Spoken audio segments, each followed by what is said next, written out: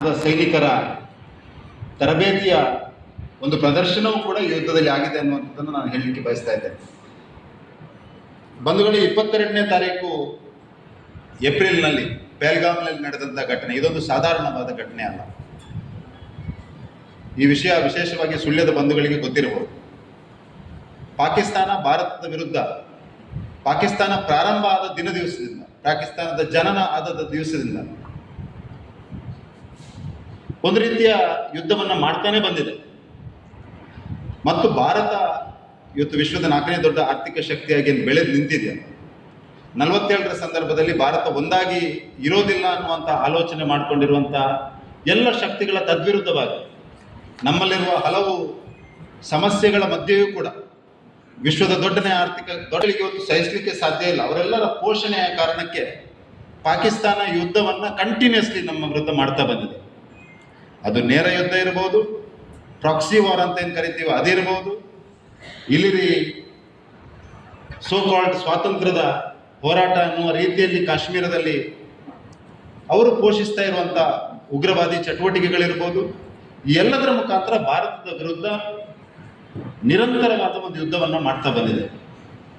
ಹಾಗಾಗಿ ಏಪ್ರಿಲ್ 22ನೇ ತಾರೀಕಿನ ಈ ಪಹಲ್ಗಾಮ್ ದಾಳಿ ಈ ಎಲ್ಲ ದಾಳಿಗಿಂತಲೂ ಭಿನ್ನವಾದಂಥ ಒಂದು ದಾಳಿ. ಯಾಕೆಂದರೆ ಇದಕ್ಕೆ ಒಂದು ಬ್ಯಾಕ್ಗ್ರೌಂಡ್ ಇದೆ. ಬ್ಯಾಕ್ಗ್ರೌಂಡ್ ಏನಂದರೆ ಆರ್ಟಿಕಲ್ 370, ಸಂವಿಧಾನದ 370ನೇ ಪರಿಚ್ಛೇದ ಏನಿದೆ ಇದು ಜಮ್ಮು ಕಾಶ್ಮೀರಕ್ಕೆ ಕೆಲವೊಂದು ಕಾನೂನಿನಲ್ಲಿ ಕೆಲವೊಂದು ಅಂಶಗಳು, ಬೇರೆ ಬೇರೆ ರೀತಿಯ ಒಂದು ಸೆಪರೇಟಿಸ್ಟ್ ಭಾವನೆಯನ್ನು ಬರುವ ರೀತಿಯ ಒಂದು ಅಂಶಗಳು 370ರಲ್ಲಿ ಇತ್ತು. ಸನ್ಮಾನ್ಯ ನರೇಂದ್ರ ಮೋದಿ ಅವರ ಸರ್ಕಾರ ಬಂದ ಮೇಲೆ ಈ 370ನೇ ವಿಧಿಯನ್ನು ಕಿತ್ತು ತೆಗೆದ ಮೇಲೆ, ಗೃಹ ಸಚಿವರ ಮಾತಲ್ಲಿ ಹೇಳೋದಾದ್ರೆ ಕಿತ್ತೆಸೆದ ಮೇಲೆ ಕಾಶ್ಮೀರದಲ್ಲಿ ಒಂದು ರೀತಿಯ ಸುರಕ್ಷತೆಯ ಭಾವನೆ ಬರಲಿಕ್ಕೆ ಪ್ರಾರಂಭ ಆಯಿತು. ಕಾಶ್ಮೀರದ ಪ್ರವಾಸೋದ್ಯಮ ಬೆಳೀಲಿಕ್ಕೆ ಪ್ರಾರಂಭ ಆಯಿತು. ಕಾಶ್ಮೀರದಲ್ಲಿ ಮೂಲಸೌಕರ್ಯ ವೃದ್ಧಿ ಆಗಲಿಕ್ಕೆ ಪ್ರಾರಂಭ ಆಯಿತು. ಕಾಶ್ಮೀರದ ಮುಸಲ್ಮಾನರು ಕೂಡ ಭಾರತದ ಮುಖ್ಯವಾಹಿನಿಯ ಜೊತೆ ಜೋಡಿಸಿಕೊಳ್ಳಲಿಕ್ಕೆ ಪ್ರಾರಂಭ ಆಯಿತು. ಯಾಕೆಂದರೆ ಒಂದು ಬೆಳೀತಿರುವಂಥ ಆರ್ಥಿಕತೆಯ ಪ್ರಯೋಜನವನ್ನು ಅವರು ಕೂಡ ಪಡೀಲಿಕ್ಕೆ ಪ್ರಾರಂಭ ಮಾಡಿದರು. ಇದನ್ನು ಸಹಜವಾಗಿ ಭಾರತ ಬೆಳೆಯೋದನ್ನು ನೋಡಲಿಕ್ಕೆ ಸಾಧ್ಯ ಇಲ್ಲದವರಿಗೆ ಇದೊಂದು ದೊಡ್ಡ ಸಮಸ್ಯೆ ಆಯಿತು. ಪಹಲ್ಗಾಮ್ನ ದಾಳಿ 370ರ ವಿಧಿಯ ಕಾರಣಕ್ಕೆ ಕಾಶ್ಮೀರದಲ್ಲಿ ಬೆಳೆಯುತ್ತಿರುವಂಥ ಆರ್ಥಿಕತೆ, ಕಾಶ್ಮೀರದಲ್ಲಿ ಬೆಳೆಯುತ್ತಿರುವಂಥ ಪ್ರವಾಸೋದ್ಯಮ, ಇದೆಲ್ಲದಕ್ಕೆ ಒಂದು ಉತ್ತರ ಕೊಡಬೇಕು, ಇದೆಲ್ಲದಕ್ಕೆ ಒಂದು ಸಂದೇಶ ಕೊಡಬೇಕು ಅನ್ನುವ ಕಾರಣಕ್ಕೆ ಆ ರೀತಿಯ ದಾಳಿ ಆಗಿದೆ ಅನ್ನುವಂಥದ್ದು ತಾವೆಲ್ಲರೂ ಅರ್ಥ ಮಾಡ್ಕೊಳ್ಬೇಕು. ಇನ್ನೊಂದು ಈ ರೀತಿಯ ದಾಳಿ ಆಗಿರಲಿಲ್ಲ. ಹತ್ಯೆಗಳು ಹಲವಾರಾಗಿರುವು. ಇನ್ನೋಸೆಂಟ್ ಸಿವಿಲಿಯನ್ಸ್ ಅನ್ನು ಹತ್ಯೆ ಮಾಡುವಂಥದ್ದು ಕಾಶ್ಮೀರದಲ್ಲಿ ಕೆಲಸ ಮಾಡಿರೋ ತಮಗೂ ಗೊತ್ತಿರ್ಬೋದು, ಕಾಶ್ಮೀರದ ಬಗ್ಗೆ ತಿಳ್ಕೊಳ್ಳುವಂಥ ಪ್ರಯತ್ನ ಮಾಡುವವರಿಗೆಲ್ಲರಿಗೂ ಗೊತ್ತಿರ್ಬೋದು. ಆದರೆ ಈ ದಾಳಿಯಲ್ಲಿ ಹೆಂಗಸರು ಮತ್ತು ಮಕ್ಕಳ ಮುಂದೆ ಅವರ ಧರ್ಮವನ್ನು ಪ್ರಶ್ನಿಸಿ ಕೆಲವೊಂದು ವ್ಯಕ್ತಿಗಳಿಗೆ ಕಲ್ಮ ಓದಲಿಕ್ಕೆ ಹೇಳಿ ಅವನು ಹೇಳ್ತಾ ಇರೋದು ಸತ್ಯವ ಅಂತ ಪ್ರೂವ್ ಮಾಡುವಂಥ ಪ್ರಯತ್ನವನ್ನು ಮಾಡಿದರು. ನಿನ್ನ ಧರ್ಮ ಯಾವುದು ಅಂತ ಕೇಳುವಾಗ ಅದನ್ನು ಪ್ರೂವ್ ಮಾಡುವಂಥ ಪ್ರಯತ್ನವನ್ನು ಕೂಡ ಮಾಡಿದರು. ಆ ರೀತಿಯಾಗಿ ಹತ್ಯೆಯನ್ನು ಮಾಡಿದರು. ಚೂಸ್ ಮಾಡಿರುವಂಥ ಟಾರ್ಗೆಟ್ ಅಂದರೆ ಆ ಮಿಲಿಟರಿ ಭಾಷೆಯಲ್ಲಿ ಅರ್ಥ ಆಗ್ತದೆ. ಅದು ಉಗ್ರವಾದಿಗಳಿರ್ಬೋದು, ಮಿಲಿಟರಿ ಇರ್ಬೋದು, ಯಾವುದಾದ್ರೊಂದು ದಾಳಿ ಮಾಡಬೇಕಾದ್ರೆ ಅದೊಂದು ಟಾರ್ಗೆಟ್ ಅಂತ ಹೇಳ್ತಾರೆ. ಆ ಟಾರ್ಗೆಟನ್ನು ಚೂಸ್ ಮಾಡಿದ್ದು ಯಾವ ರೀತಿಯ ಟಾರ್ಗೆಟನ್ನು ಚೂಸ್ ಮಾಡಿದ್ದಾರೆ ಅಂದರೆ 26 ಜನ. ಆ 26 ಜನ ದೇಶದ ಬೇರೆ ಬೇರೆ ಭಾಗದಿಂದ ಬಂದವರು. ಸೊ ಇಡೀ ದೇಶಕ್ಕೆ ಒಂದು ಸಂದೇಶವನ್ನು ಕಳಿಸಬೇಕು. ಪ್ರವಾಸೋದ್ಯಮ ಕಾಶ್ಮೀರದಲ್ಲಿ ಈ ರೀತಿ ಬೆಳಿಬಾರದು ಅನ್ನುವಂಥ ಒಂದು ಸ್ಪಷ್ಟ ಉದ್ದೇಶವನ್ನು ಇಟ್ಟು ಮಾಡಿದಂಥ ದಾಳಿ ಪಹಲ್ಗಾಮ್ನ ದಾಳಿ. ಆ ಕಾರಣಕ್ಕೆ ಪಹಲ್ಗಾಮ್ನ ದಾಳಿಯ ನಂತರ ಇಡೀ ಭಾರತದಲ್ಲಿ ಒಂದು ರೀತಿಯ ಆಕ್ರೋಶ, ನೋವು, ಸೇಡು, ಒಂದು ಭಾವನೆ ಯಾವ ರೀತಿ ಬೆಳೆದಿತ್ತು ಅನ್ನುವಂಥದ್ದನ್ನು ತಾವೆಲ್ಲರೂ ಗಮನಿಸಿರ್ಬೋದು. ಆ ಭಾವನೆಯ ಭಾಗ ನಾವು ಕೂಡ ಹೌದು, ನಾವೆಲ್ಲರೂ ಕೂಡ ಹೌದು. ಪ್ರಾಯಶಃ ಪಹಲ್ಗಾಮ್ ದಾಳಿಯ ನಂತರ ಇಡೀ ಭಾರತದ ಒಂದು ಸಂಕಲ್ಪ ಶಕ್ತಿ, ಇಡೀ ಭಾರತದ ಒಂದು ಭಾವನೆ ಯಾವ ರೀತಿ ಇತ್ತು ಅಂದರೆ ಹಿಂದೆಂದೂ ಈ ರೀತಿ ಇರಲಿಲ್ಲ. ಪ್ರಾಯಶಃ ಸರ್ಕಾರ ಕೂಡ ಅದೇ ಕಾರಣಕ್ಕೆ ಈ ಆಪರೇಷನ್ ಸಿಂಧೂರ್ನ ಮುಖಾಂತರ ಆ ರೀತಿಯಾದಂಥ ಒಂದು ಉತ್ತರವನ್ನು ಕೊಡಬೇಕು. ನಾವು ಸಹಿಸಿದ್ದು ತುಂಬ ಆಯಿತು, ಇನ್ನು ಮುಂದೆ ಒಂದು ಹೊಸ ನ್ಯೂ ನಾರ್ಮಲ್ ಅಂತ ಏನು ಹೇಳ್ತೀವಿ, ಅದರಲ್ಲಿ ಕೊನೆಯಲ್ಲಿ ನೀವು ನೋಡಿರ್ಬೋದು, ಭಾರತ ಸರ್ಕಾರ ಮತ್ತು ಭಾರತ ಒಂದು ಹೊಸ ನ್ಯೂ ನಾರ್ಮಲ್ ಅನ್ನು ಸೃಷ್ಟಿ ಮಾಡುವಂಥ ಪ್ರಯತ್ನ ಮಾಡಿದ್ದು. ಆ ದೃಷ್ಟಿಯಿಂದ ಆಪರೇಷನ್ ಸಿಂಧೂರ್ ಒಂದು ಅತ್ಯಂತ ಮಹತ್ವಪೂರ್ಣವಾದಂಥ ಒಂದು ಭಾರತದ ಒಟ್ಟು ಇತಿಹಾಸದಲ್ಲಿ, ಸ್ವಾತಂತ್ರ್ಯೋತ್ತರ ಇತಿಹಾಸದಲ್ಲಿ ಒಂದು ಪ್ರಮುಖ ಮೈಲಿಗಲ್ಲು ಕೂಡ ಆಗಲಿಕ್ಕಿದೆ. ಆಪರೇಷನ್ ಸಿಂಧೂರದಲ್ಲಿ ನಾವು ಆಯ್ಕೆ ಮಾಡಿರುವಂಥ ಟಾರ್ಗೆಟ್ಗಳು ಒಟ್ಟು 9 ಟೆರರಿಸ್ಟ್ ಬೇಸ್ಗಳನ್ನು ಆಯ್ಕೆ ಮಾಡಿದ್ವಿ. ಉರಿ ಅಟ್ಯಾಕ್ ಆದ ನಂತರ ಕೂಡ ನಾವು ಅಟ್ಯಾಕ್ ಮಾಡಿದ್ವಿ, ಬಾಲಾಕೋಟ್ ಆದ ನಂತರ ಕೂಡ ನಾವು ಅಟ್ಯಾಕ್ ಮಾಡಿದ್ವಿ. ಆದರೆ ಈ ಸಂದರ್ಭದಲ್ಲಿ ನಾವು ಆಯ್ಕೆ ಮಾಡಿರುವಂಥ ಒಟ್ಟು 9 ಟಾರ್ಗೆಟ್ಗಳೇನಿದೆ ಅದರಲ್ಲಿ 5 ಪಾಕಿಸ್ತಾನ ಆಕ್ರಮಿತ ಜಮ್ಮು ಕಾಶ್ಮೀರದಲ್ಲಿದ್ದರೆ 4 ಟಾರ್ಗೆಟ್ಗಳು ಪಾಕಿಸ್ತಾನ ಪಂಜಾಬ್ನಲ್ಲಿದೆ. ಈ ಟಾರ್ಗೆಟ್ಗಳನ್ನು ತಾವು ಗಮನಿಸಬೇಕು. ಒಂದು ಬಾವಲ್ಪುರ್ ಅಂತ ಅದರಲ್ಲೆಲ್ಲ ಬಂದಿದೆ. ಬಾವಲ್ಪುರ್ ಟಾರ್ಗೆಟ್, 2ನೇದು ಮುರಿಡ್ಕೆ, 3ನೇದು ಸರ್ಜಾಲ್ ಮತ್ತು ಮೆಹಮೂದ್ ಜೋಯಾ ಅಂತ 4 ಟಾರ್ಗೆಟ್ಗಳು. ಇದರಲ್ಲಿ 2 ಟಾರ್ಗೆಟ್, ಒಂದು ಬಾವಲ್ಪುರ್ ಮತ್ತು ಮುರಿಡ್ಕೆ ಅನ್ನುವಂಥ ಟಾರ್ಗೆಟ್ ಲಷ್ಕರ್ ಎ ತೈಬಾ ಮತ್ತು ಜೈಷ್ ಎ ಮೊಹಮ್ಮದ್ನ ಹೆಡ್ ಕ್ವಾರ್ಟರ್ಸ್. ಬಾವಲ್ಪುರ್ ಮತ್ತು ಮುರಿಡ್ಕೆ ಅನ್ನುವಂಥ ಟಾರ್ಗೆಟ್ ಲಷ್ಕರ್ ಎ ತೈಬಾ ಮತ್ತು ಜೈಷ್ ಎ ಮೊಹಮ್ಮದ್ನ ಹೆಡ್ ಕ್ವಾರ್ಟರ್.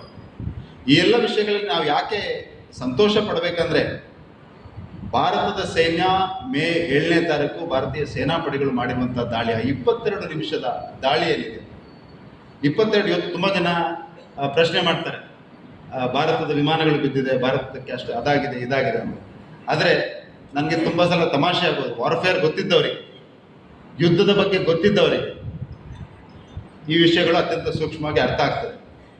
ಆ ದಿವಸ ನಾವು ಮಾಡಿರುವಂಥ ದಾಳಿ ಮತ್ತು ದಾಳಿಯ ನಂತರ ನಮ್ಮ ಸೇನಾಪಡೆಗಳು ಮಾಡಿದಂಥ ಘೋಷಣೆಗಳು, ಪ್ರೆಸ್ ಮೀಟ್ ಏನಿದೆ, ಪ್ರೆಸ್ ಬ್ರೀಫಿಂಗ್, ಆ ಪ್ರೆಸ್ ಬ್ರೀಫಿಂಗ್ನಲ್ಲಿ ಅವರು ಹೇಳಿದ ಮಾತು, ಈ ಆಬ್ಜೆಕ್ಟಿವ್ ಅಂತ ಏನು ಹೇಳ್ತೀವ, ಈ ದಾಳಿಯ ಉದ್ದೇಶ ಇದ್ದಿದ್ದು ಅತ್ಯಂತ ಸ್ಪಷ್ಟ. ಯಾವುದೇ ಸಿವಿಲಿಯನ್ ಟಾರ್ಗೆಟ್ಗಳಿಗೆ ನಾವು ದಾಳಿ ಮಾಡಬಾರ್ದು. ಯಾವೊಬ್ಬ ಪಾಕಿಸ್ತಾನದ ಪ್ರಜೆಗೆ ಈ ದಾಳಿಯಿಂದ ಹಾನಿ ಆಗಬಾರ್ದು.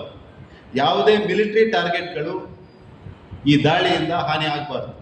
ಮತ್ತು ಇದು ನಾನ್ ಎಸ್ಕಲೇಟರಿ ಆಗಿರಬೇಕು. ನಾನ್ ಎಸ್ಕಲೇಟರಿ ಅಂದರೆ ನಾವು ಮಾಡಿರುವ ದಾಳಿಯ ಕಾರಣಕ್ಕೆ ಪಾಕಿಸ್ತಾನ ನಮ್ಮ ವಿರುದ್ಧ ಯುದ್ಧವನ್ನು ಸಾರಬಾರ್ದು ಅನ್ನುವಂಥದ್ದು ನಮ್ಮ ಉದ್ದೇಶ ಆಗಿದೆ. ಯಾಕೆಂದರೆ ನಾವು ಮಾಡಿರುವಂಥ ದಾಳಿ, ಪೆಹಲ್ಗಾಮ್ನ ಅಟ್ಯಾಕ್ ಏನಿದೆಯಾ, ಆ ಪೆಹಲ್ಗಾಮ್ನ ಅಟ್ಯಾಕ್ ಮಾಡಿರುವಂಥ ಉಗ್ರವಾದಿಗಳು ಮತ್ತು ಅವರಿಗೆ ಬೆಂಬಲವಾಗಿ ನಿಂತ, ಅದಕ್ಕೆ ಪೂರಕವಾದಂಥ ಟೆರರಿಸ್ಟ್ ಇನ್ಫ್ರಾಸ್ಟ್ರಕ್ಚರನ್ನು ಸೃಷ್ಟಿ ಮಾಡಿದ ವಿರುದ್ಧ ಮಾಡಿದಂಥ ದಾಳಿ. ಹಾಗಾಗಿ ಈ 9 ಟಾರ್ಗೆಟ್ಗಳೇನು ಚೂಸ್ ಮಾಡಿದ್ದೇವೆ, ನಾವು ಒಂದು ವಿಷಯವನ್ನು ಅತ್ಯಂತ ಸ್ಪಷ್ಟವಾಗಿ ಗಮನಿಸಿರ್ಬೋದು. ನಾವು ಮಾಡಿರುವಂಥ ದಾಳಿಯ ನಂತರ ಆ 9 ಟಾರ್ಗೆಟ್ಗಳಲ್ಲಿ ಯಾವುದೊಂದು ಟಾರ್ಗೆಟ್ಗಳಲ್ಲಿ ಕೂಡ ಟೆರರಿಸ್ಟ್ಗಳಿಗಿಲ್ಲ ಅಥವಾ ಇದು ಟೆರರಿಸ್ಟ್ ಇನ್ಫ್ರಾಸ್ಟ್ರಕ್ಚರ್ ಅಲ್ಲ ಅನ್ನುವಂಥದ್ದನ್ನು ಪಾಕಿಸ್ತಾನ ಇವತ್ತಿನವರೆಗೆ ಎಲ್ಲಿಯೂ ಹೇಳಿಲ್ಲ. ಇದನ್ನು ಅತ್ಯಂತ ಸ್ಪಷ್ಟವಾಗಿ ನಾವು ಅರ್ಥ ಮಾಡ್ಕೊಳ್ಬೇಕು.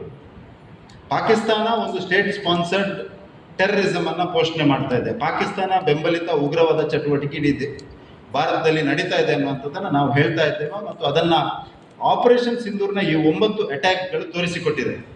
ಆ 9 ಟಾರ್ಗೆಟ್ಗಳೇನಿದೆ, ಆ ಟಾರ್ಗೆಟ್ ನಂತರ ತಾವೆಲ್ಲರೂ ಟಿವಿಯಲ್ಲಿ ನೋಡಿರ್ಬೋದು. ಒಂದು ಚಿತ್ರ ಅಂತೂ ಇಡೀ ಪಾಪ್ಯುಲರ್ ಆದಂಥ ಚಿತ್ರ, ಬಾವಲ್ಪುರ್ನ ಅಟ್ಯಾಕ್ ನಡೆದ ನಂತರ ಬಾವಲ್ಪುರ್ನಲ್ಲಿ ತೀರ್ಕೊಂಡವರ ಅಂತ್ಯ ಸಂಸ್ಕಾರ ನಡೆಯುವಂಥ ಸಂದರ್ಭದಲ್ಲಿ ಪಾಕಿಸ್ತಾನದ ಅತ್ಯಂತ ಉನ್ನತ ಶ್ರೇಣಿಯ ಅಧಿಕಾರಿಗಳು, ಲೆಫ್ಟಿನೆಂಟ್ ಜನರಲ್ ಶ್ರೇಣಿಯ ಅಧಿಕಾರಿಗಳು ಮತ್ತು ಉಗ್ರವಾದಿಗಳ ರಿಲೇಟಿವ್ಗಳು ಒಟ್ಟಿಗೆ ನಿಂತಹ ಚಿತ್ರಗಳನ್ನು ತಾವೆಲ್ಲರೂ ನೋಡಿರ್ಬೋದು. ಅಂದರೆ ಒಟ್ಟಾರೆಯಾಗಿ ಹೇಳೋದಂದರೆ, ಈ ಯುದ್ಧದ ಮುಖಾಂತರ ಇಡೀ ವಿಶ್ವಕ್ಕೆ ನಾವು ಪಾಕಿಸ್ತಾನ ಉಗ್ರವಾದವನ್ನು ಬೆಂಬಲಿಸ್ತಾ ಇದೆ, ಪೋಷಿಸ್ತಾ ಇದೆ, ಆ ರೀತಿಯ ಒಂದು ವ್ಯವಸ್ಥೆಯನ್ನು ನಿರ್ಮಾಣ ಮಾಡ್ತಾ ಇದೆ ಮತ್ತು ಅದು ಭಾರತಕ್ಕೆ ಗೊತ್ತಿದೆ ಮತ್ತು ನಾವು ದಾಳಿ ಮಾಡಲು ಅದಕ್ಕೆ ಪ್ರಿಸೈಸ್ ಆಗಿ ದಾಳಿ ಮಾಡುವ ಸಾಮರ್ಥ್ಯವನ್ನು ಹೊಂದಿದ್ದೇವೆ ಅನ್ನುವಂಥದ್ದನ್ನು ಜಗತ್ತಿಗೆ ತೋರಿಸಿದೆ. ಇದು ಮೊದಲನೇ ಸಂದೇಶ ಆಪರೇಷನ್ ಸಿಂಧೂರ್ನಲ್ಲಿ ಭಾರತ ಕಳಿಸಿರುವಂಥದ್ದು. ಈ ದಾಳಿ ನಡೆದ ನಂತರ ಯಾವ ರೀತಿ ಪಾಕಿಸ್ತಾನ ರಿಯಾಕ್ಟ್ ಮಾಡಿತ್ತು ಅನ್ನುವಂಥದ್ದನ್ನು ತಾವೆಲ್ಲರೂ ಗಮನಿಸಿರ್ಬೋದು. ದಾಳಿ ನಡೆದ ನಂತರ ಪಾಕಿಸ್ತಾನ ಕೂಡ ನಮ್ಮ ಮೇಲೆ ದಾಳಿ ಮಾಡಲಿಕ್ಕೆ ಪ್ರಾರಂಭ ಮಾಡಿತ್ತು. ಅದಕ್ಕೆ ಸ್ಪಷ್ಟವಾದ ಉತ್ತರವನ್ನು ಭಾರತ ಕೂಡ ಕೊಡಲಿಕ್ಕೆ ಪ್ರಾರಂಭ ಮಾಡಿತ್ತು. ಮೇ 9 ಮತ್ತು ಮೇ 10ನೇ ತಾರೀಕು ಭಾರತದ ಏರ್ಫೋರ್ಸ್ ನಿಖರವಾಗಿ ಪಾಕಿಸ್ತಾನದ ಒಟ್ಟು 9 ಏರ್ ಬೇಸ್ಗಳನ್ನು ಕೂಡ ದಾಳಿ ಮಾಡಿತ್ತು. ಆ ಏರ್ ಬೇಸ್ಗಳಲ್ಲಿ ಇಲ್ಲಿ ನೋಡಿದಂಥ ಒಂದು 2-3 ಏರ್ ಬೇಸ್ನ ಜೊತೆಗೆ ಕೆಲವು ಪ್ರಮುಖ ಏರ್ ಬೇಸ್ಗಳನ್ನು ದಾಳಿ ಮಾಡಿತ್ತು. ಒಂದು ಚಕ್ಲಾಲ, ಸರ್ಗೋದಾ, ರಫೀಕಿ, ರಹೀಮ್ ಯಾರ್ ಖಾನ್, ಜಕೋಬಾಬಾದ್, ಸುಕೂರ್ ಮತ್ತು ಬೊಲಾರಿ. ಇದನ್ನು ಯಾಕೆ ನಾನು ಹೇಳ್ತಾ ಇದ್ದೇನೆ ಅಂದರೆ, ಮೇ 7ನೇ ತಾರೀಕಿನ ದಾಳಿ ಆದಂಥ ಸಂದರ್ಭದಲ್ಲಿ ನಾವು ಪಾಕಿಸ್ತಾನದ ಯಾವುದೇ ಮಿಲಿಟರಿ ಅಸೆಟ್ಗಳನ್ನು ಅಥವಾ ಮಿಲಿಟರಿ ಇನ್ಫ್ರಾಸ್ಟ್ರಕ್ಚರನ್ನು ಟಚ್ ಮಾಡದೆ ಮಾಡಿದಂಥ ದಾಳಿ. ಇದನ್ನು ಇಲ್ಲಿರುವಂಥ NCC ಕೆಡೆಟ್ಗಳು ಅಥವಾ ನಾಳೆ ನೀವು ತಮ್ಮ ಮಕ್ಕಳ ಹತ್ರ ಕೇಳಿದರೆ ಅರ್ಥ ಆಗ್ಬೋದು. ಏರ್ಫೋರ್ಸ್ನ ಅಟ್ಯಾಕ್ ಆಗುವಂಥ ಸಂದರ್ಭದಲ್ಲಿ ಒಂದು ಏರ್ಕ್ರಾಫ್ಟ್ ನೆಲದಿಂದ ಮೇಲೆ ಎದ್ದ ಕೂಡಲೇ ಭಾರತದ ಯಾವುದೇ ಯುದ್ಧ ವಿಮಾನ ನೆಲದಿಂದ ಮೇಲೆ ಎದ್ದ ಕೂಡಲೇ ಅದನ್ನು ಪಾಕಿಸ್ತಾನ ಏರ್ ಡಿಫೆನ್ಸ್ ಅಥವಾ ಸಿಮಿಲರ್ಲಿ ಪಾಕಿಸ್ತಾನದ ಏರ್ಕ್ರಾಫ್ಟ್ ಎದ್ದ ಕೂಡಲೇ ನಮ್ಮ ಏರ್ ಡಿಫೆನ್ಸ್ ಅದನ್ನು ಲಾಕ್ ಮಾಡ್ತದೆ. ಗಾಳಿಯಲ್ಲಿ ಹಾರುವಂಥ ಯಾವುದೇ ಒಂದು ವಸ್ತುವನ್ನು ಅಲ್ಲಿಯ ಏರ್ ಡಿಫೆನ್ಸ್ ಅಥವಾ ATC ಲಾಕ್ ಮಾಡ್ತದೆ. ಅಂದರೆ ಏರ್ಕ್ರಾಫ್ಟ್ ಮೇಲೆದ್ದ ಕೂಡಲೇ ಅವ್ರಿಗೆ ಗೊತ್ತಾಗ್ತದೆ ಏರ್ಕ್ರಾಫ್ಟ್ ಹೋಗಿದೆ ಅಂತ. ಇದರ ಮಧ್ಯೆ ನಾರ್ಮಲಿ ಯುದ್ಧ ಆಗುವಂಥ ಸಂದರ್ಭದಲ್ಲಿ ಮೊದಲನೇ ಏರ್ ವಾರ್ಫೇರ್ ಆಗುವಂಥ ಸಂದರ್ಭದಲ್ಲಿ ಮೊದಲನೇ ಕೆಲಸ ಏನಾಗೋದಂದ್ರೆ ಏರ್ ಡಿಫೆನ್ಸನ್ನು ನ್ಯೂಟ್ರಲೈಸ್ ಮಾಡೋದು, ಆಮೇಲೆ ಹೋಗಿ ಅಟ್ಯಾಕ್ ಮಾಡೋದು. ಆದರೆ 7ನೇ ತಾರೀಕು ನಡೆದಂಥ ಯುದ್ಧದಲ್ಲಿ ಏರ್ ಡಿಫೆನ್ಸ್ ಇರುವ ಮತ್ತೆ ಹೋಗಿ ಪಾಕಿಸ್ತಾನ ಈ 9 ಉಗ್ರವಾದಿ ನೆಲೆಗಳ ಮೇಲೆ ನಾವು ದಾಳಿ ಮಾಡಿದ್ದೆವು. ಇದು ನಮ್ಮ ಸೈನಿಕರ ಸಾಮರ್ಥ್ಯವನ್ನು ತೋರಿಸ್ತದೆ, ಇದು ನಮ್ಮ ಏರ್ಕ್ರಾಫ್ಟ್ನ ಏರ್ ವಾರ್ಫೇರನ್ನು ತೋರಿಸ್ತದೆ ಅನ್ನುವಂಥದ್ದನ್ನು ತಾವು ಅರ್ಥ ಮಾಡ್ಕೊಳ್ಬೇಕು. ಆ ನಂತರ ನಡೆದ ಯುದ್ಧದಲ್ಲಿ ನಾವು ಹೇಗೆ ಅವರನ್ನು ಪಿನ್ ಪಾಯಿಂಟ್ ಆಗಿ ಬೇರೆ ಬೇರೆ ಕಡೆಗಳಲ್ಲಿ ಹೊಡೆದಿದ್ದೇವೆ ಅನ್ನುವಂಥದ್ದು ತಮ್ಮ ಗಮನಕ್ಕೆ ಬಂದಿರ್ಬೋದು. ಅದು ಯಾಕಾಗಿದೆ ಅಂದರೆ ಆ ಸಂದರ್ಭದಲ್ಲಿ ಅವರ ಏರ್ ಡಿಫೆನ್ಸನ್ನು ನಾವು ಕಂಪ್ಲೀಟ್ ನ್ಯೂಟ್ರಲೈಸ್ ಮಾಡಿದ್ವಿ. ಮೇ 10ನೇ ತಾರೀಕು ನಾವು ನಡೆಸಿದಂಥ ದಾಳಿ ವಿಶೇಷವಾಗಿ ರಹೀಮಿಯಾರ್ ಖಾನ್ನ ಏರ್ಬೇಸ್ ಏನಿದೆ, ರಹೀಮಿಯಾರ್ ಖಾನ್ನ ಏರ್ಬೇಸ್ ಪಾಕಿಸ್ತಾನದ ಅತ್ಯಂತ ಪ್ರಮುಖ ಏರ್ಬೇಸ್ ಮತ್ತು ಅವರ ನ್ಯೂಕ್ಲಿಯರ್ ಇನ್ಸ್ಟಾಲೇಷನ್ ಹತ್ತಿರ ಇರುವಂಥ ಏರ್ಬೇಸ್. ಅದಕ್ಕೆ ಅಟ್ಯಾಕ್ ಮಾಡಿದಂಥ ಸಂದರ್ಭದಲ್ಲಿ ಏರ್ ಡಿಫೆನ್ಸ್ ಅವರ ಕಂಪ್ಲೀಟ್ ನ್ಯೂಟ್ರಲೈಸ್ ಆಗಿತ್ತು. ಅದಕ್ಕೆ ಅಟ್ಯಾಕ್ ಮಾಡಿದಂಥ ಸಂದರ್ಭದಲ್ಲಿ ಪಾಕಿಸ್ತಾನ ಕಂಗಾಲಾಗಿ ನಮ್ಮ ಜೊತೆ ಸೀಸ್ಫೈರ್ ಮಾಡುವಂಥ ಕೆಲಸವನ್ನು ಮಾಡಿತು. ಇದರಲ್ಲಿ ಕೆಲವೊಂದು ಅಂಶಗಳನ್ನು ನಾನು ಈ ಸಂದರ್ಭದಲ್ಲಿ ಹೇಳಲೇಬೇಕು.